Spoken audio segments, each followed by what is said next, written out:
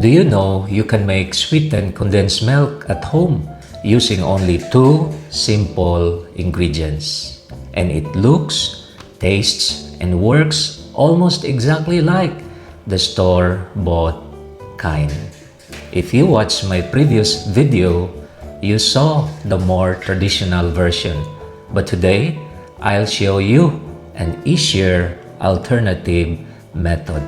Perfect for beginners, busy moms, and anyone who wants faster and convenient recipe. So let me show you how easy this really is.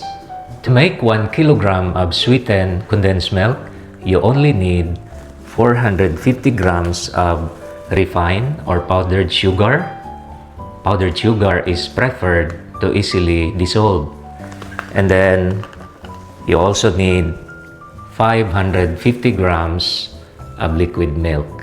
You can use full cream, skim milk, or 50-50% blend depending on how creamy or on the amount of fat you want your condensed milk to be.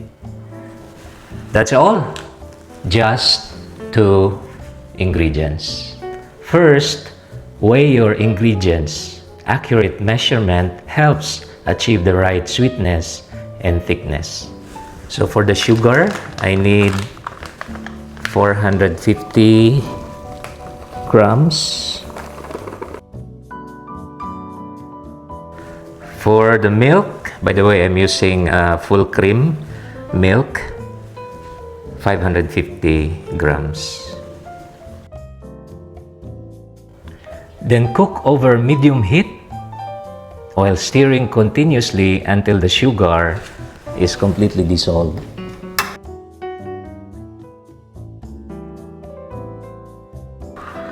Once the sugar has fully dissolved, set the heat to low, and continue cooking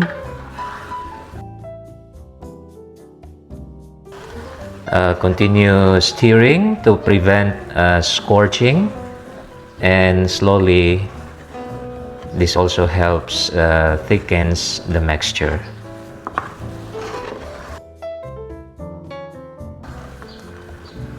You cook until you reach a slight caramel color and a thick creamy consistency.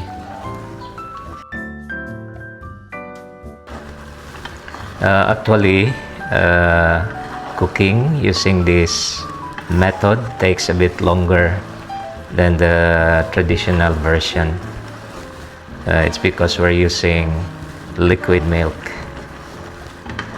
But I think we're closer, maybe a minute more, and then we're done with the cooking. So this is our cooked sweetened condensed milk with the color and the consistency that I want. Let it cool first before transferring to an airtight container, and you can store this inside the refrigerator up to 1 month. You can adjust this formula according to your taste. Want it sweeter? You add more sugar. Want it thicker? Cook longer. Want it more creamier? You use more full cream milk powder. I think our sweetened condensed milk has already cooled, so we'll transfer this to this clean, airtight container.